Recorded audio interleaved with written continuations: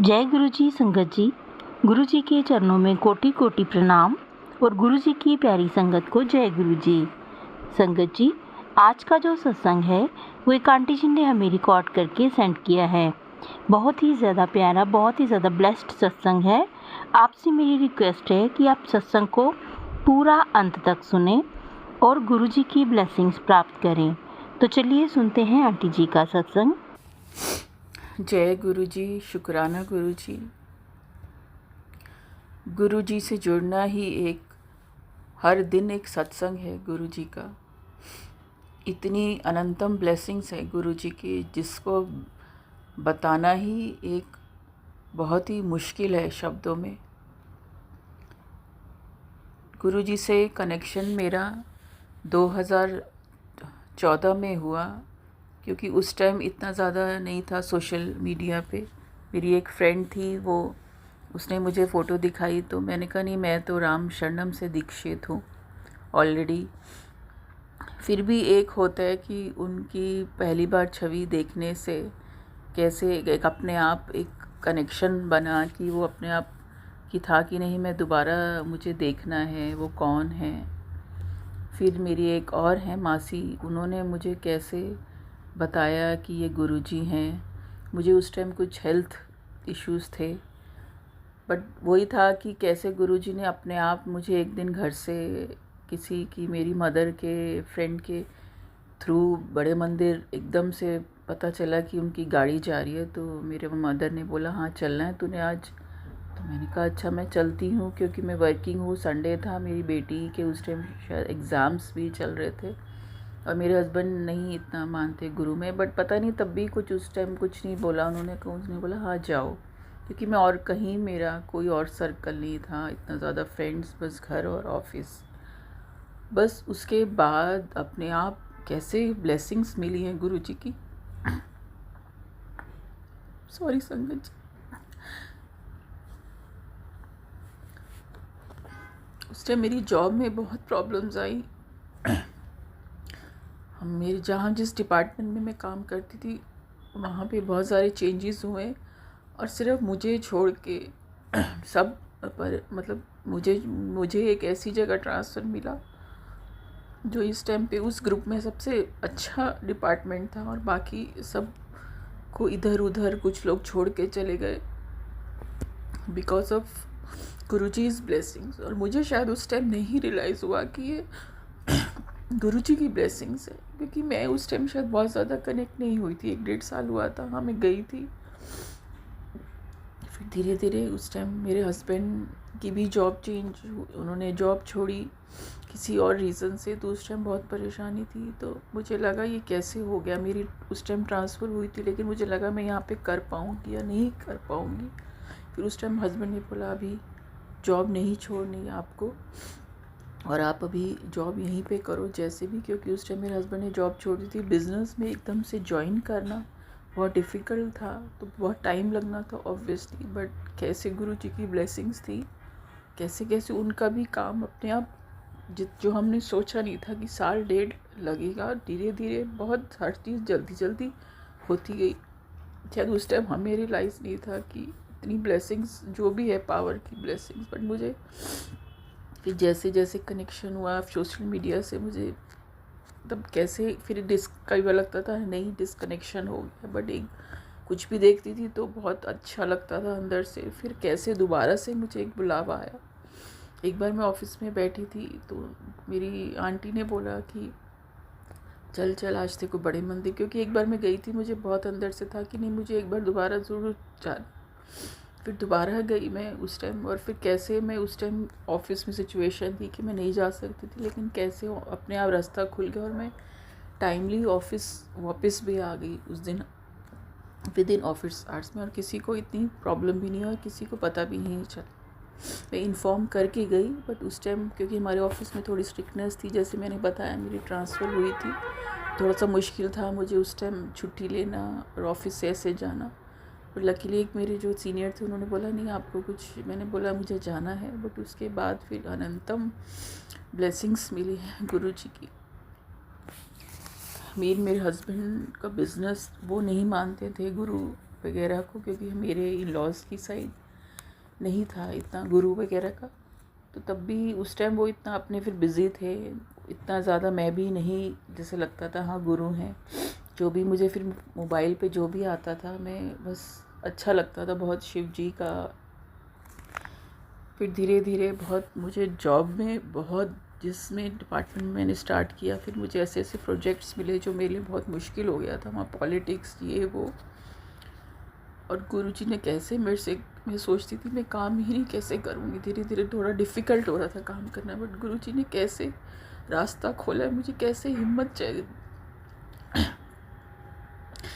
दी मुझे। सॉरी संगत जी, हम नहीं समझ पाते कि गुरुजी की अनंतम ब्लेसिंग्स है, जो मुझे भी कुछ लोग इतना पॉलिटिक्स उस ऑफिस में, बट गुरुजी ने हर टाइम मुझे बचाया। एक मुझे पर्सनल इश्यूज भी थे किसी कलीग से, जिस वजह से मेरी परफॉर्मेंस पे प्रॉब्लम हो रही थी, बट तब भी गुरुजी ने मुझे कैसे लाज रखी है। मैं ना जॉब छोड़ सकती थी,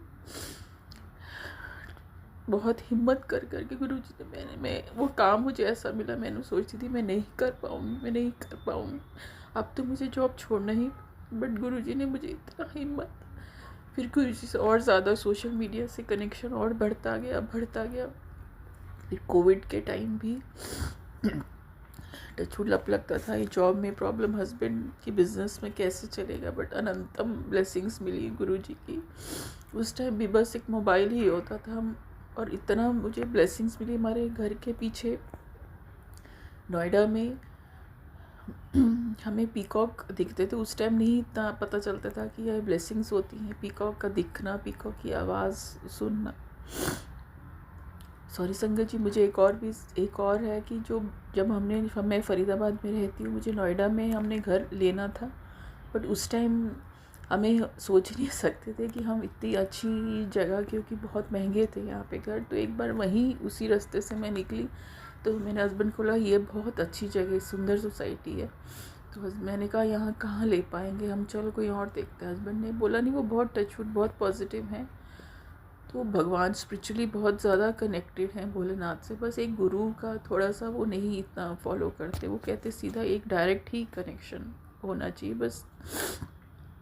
तो उसी कुछ साल बाद एक बार हमारा लोन नहीं पास हुआ, फिर सेकेंड टाइम वो लोन पास हुआ, और उसी सोसाइटी में हमें, वो हस्बैंड ने कहा नहीं इसी सोसाइटी में मिल जाएगा, थोड़ा सा हमें नहीं मिल रहा था उस टाइम, बट गुरुजी ने ही ये घर इतनी सुंदर धरती पे हमें दिलवाया। और जहाँ मुझे कोविड के टाइम पीकॉक दिखते थे, और अनंतम ब्लेसिंग्स मिली, और गुरुजी ने हमें हेल्थ वाइज सबको बहुत ब्लेस किया। कोविड के टाइम मेरे इन-लॉज, हस्बैंड, मेरी डॉटर, सब कुछ ठीक रहा, हमें कुछ भी ऐसी इश्यूज़ नहीं आए। हस्बैंड का टचवुड थोड़ा थोड़ा चलता रहा बिज़नेस, और मेरी जॉब भी कुछ ऐसा नहीं है, मुझे सैलरी भी मिलती गई। और मैं थोड़ी सी नेचर वाइज भी मेरा थोड़ा सा है, मैं इंट्रोवर्ट थी, और मेरा थोड़ा रूड कभी हो जाती थी, गुस्सा बहुत था, बट गुरुजी ने इतनी ब्लेसिंग्स दी है, मेरे में इतना सब्र हो गया है बस अपने आप में। हर चीज़, कुछ भी मन उदास होता है, बस गुरुजी के मैसेज पढ़ के ही ऐसा लगता है कि बस ज़िंदगी में कुछ एम लगने लगा है लाइफ का। ऐसा लगता था बस नहीं तो कुछ लाइफ नहीं। मेरे हस्बैंड के साथ एक बार बहुत ज़्यादा वो बोलते थे कि नहीं तुम किन चक्रों में पड़ी हुई, गुरुजी का तुम्हें सही नहीं लगता था उनको कुछ। मैंने कहा नहीं गुरुजी, बस एक प्लेस मुझे यह है कि मुझे फिर कैसे गुरुजी ने एक स्वरूप प्लेस किया, ब्रेसलेट मिला मुझे बड़े मंदिर से, और वो स्वरूप मैंने बहुत टाइम तक छुपा के रखा कि मैं नहीं लगा सकती, कि मेरे हस्बैंड नहीं अलाउ करे। एक छोटा स्वरूप मिला मुझे, जो मैंने अपने एक पॉकेट में रखा, फिर एक और मुझे मिला जो मैंने एक मंदिर में रखा। उस चीज़ के लिए उन्होंने बहुत प्रॉब्लम बोले कि नहीं रख सकते तुम, बहुत झगड़े हुए 2-3 बार सीरियस बात, बट मैंने माफ़ी मांगी गुरुजी से। फिर मैंने सोचा अब नहीं, अब मैंने इतनी बड़ा स्वरूप मैंने अपनी डॉटर की अलमारी में रखा है ऐसे छुपा के। मैंने इस बार इस 2023 में दिवाली पे, धनतेरस पे गुरुजी का मैंने फ्रेम करवा के डॉटर के रूम में लगाया। थोड़ा थोड़ा ऐसे लगने लगा उनका मन धीरे धीरे थोड़ा सा गुस्सा। मैं बहुत प्रार्थना करती थी, गुरुजी मेरे लिए सबसे बड़ा सत्संग यही हो कि कब मेरे हस्बैंड आपको मानेंगे कि नहीं, आप मतलब आपके बारे में कुछ सही मानेंगे। मैं सत्संग में भी नहीं जा पाती थी ज़्यादा, वैसे भी मैं वर्किंग हूँ। मेरे सोसाइटी में भी होने लगा तब भी वो बहुत बोलते थे तुम कहाँ जाती हो, कहाँ जाती हो, वो नहीं सही, तुम अपना वो रखो, तुम्हें दिन भर सत्संग सुनती रहती हो। तुम्हारे उनको लगता था ये सही नहीं है, बस अब अपने डायरेक्ट कनेक्शन। तभी मैं गुरुजी से क्षमा मांगती थी, गुरुजी बस उनको सद्बुद्धि दे, उनमें गुस्सा शांत करे। अब टच फुट ठीक है, वो अभी भी कुछ बोलते हैं बट फिर भी पहले से वो बहुत कम हो गए। तो मेरे लिए तो यही है कि बस गुरुजी उनका बहुत बिजनेस में उनको बहुत प्रोग्रेस मिली है, टचवुड बस भोलेनाथ की वजह से। वो करते हैं पूजा पाठ। मैं तो बस यही मानती हूँ कि गुरुजी ने उनको ब्लेस किया हुआ है। एज ए ह्यूमन बहुत अच्छे हैं बट कुछ चीज़ें गुस्सा ये सब, क्योंकि मेरे में भी गुस्सा बहुत आ गया था। फिर मुझे लगता था मेरी गलती, मुझे ये आराम से कुछ चीज़ें हैंडल करनी पड़ेगी। गुरुजी ने बहुत सब्र दिया, शुक्राना। मेरी डॉटर को भी बहुत ब्लेस किया गुरुजी ने। मेरी एक ही डॉटर है बस, अभी उसका 12th है। गुरुजी से यही अरदास है उसको अच्छी जगह का एडमिशन मिल जाए जो उसके लिए सही और जो वो चाहती है।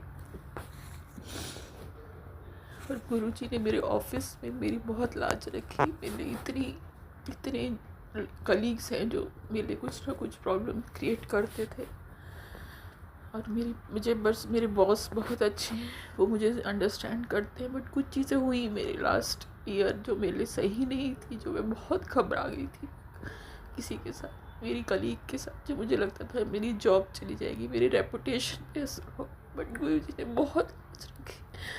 मेरे से भी बहुत गलतियाँ हुई गुरुजी, सच क्षमा करना गुरुजी, क्षमा करना। बहुत टाइम से मेरी हिम्मत नहीं होती थी कि मैं सत्संग शेयर करूं, क्योंकि मुझे लगता था मैं नहीं कर पाऊंगी, मुझे बोलने I am not a good speaker. बस हिम्मत जता रही थी गुरुजी, आज करूँ। शुक्राना तो बहुत करती हूँ बट सत्संग नहीं शेयर कर पा रही थी। मुझे लगता था जय गुरुजी गुरुजी। आप ही संगत जी, अभी आपने आंटी जी का सत्संग सुना, बहुत ही ज़्यादा ब्लेस्ड और इमोशनल सत्संग है आंटी जी का। आंटी जी सत्संग सुनाते सुनाते कुछ इमोशनल भी हो गई। तो हो जाता है जब हम गुरुजी से अपने दिल की बात करते हैं, गुरुजी को कुछ हम बोलते हैं तो हमारे जो अपने आप ही इमोशंस हमारे बाहर आ जाते हैं, जो भी हमारे दिल के भाव होते हैं वो बाहर आ जाते हैं। तो ऐसा बहुत बार होता है, बहुत सी संगत के साथ ऐसा होता है। तो अगर आपको आंटी जी का ये सत्संग अच्छा लगा हो तो प्लीज़ आप इसे लाइक और शेयर भी ज़रूर कीजिएगा। और अगर आप इस चैनल पर नए हैं तो इस चैनल को सब्सक्राइब भी कर लीजिएगा और बेल आइकन के बटन को भी प्रेस कर लीजिएगा, ताकि आने वाली हर सत्संग की नोटिफिकेशन आपको मिल सके। तो आज के लिए बस इतना ही। कल फिर मिलेंगे किसी नए सत्संग के साथ। तब तक जय गुरुजी, शुक्राना गुरुजी। गुरुजी के चरणों में कोटि कोटि प्रणाम। अपना ख्याल रखिएगा।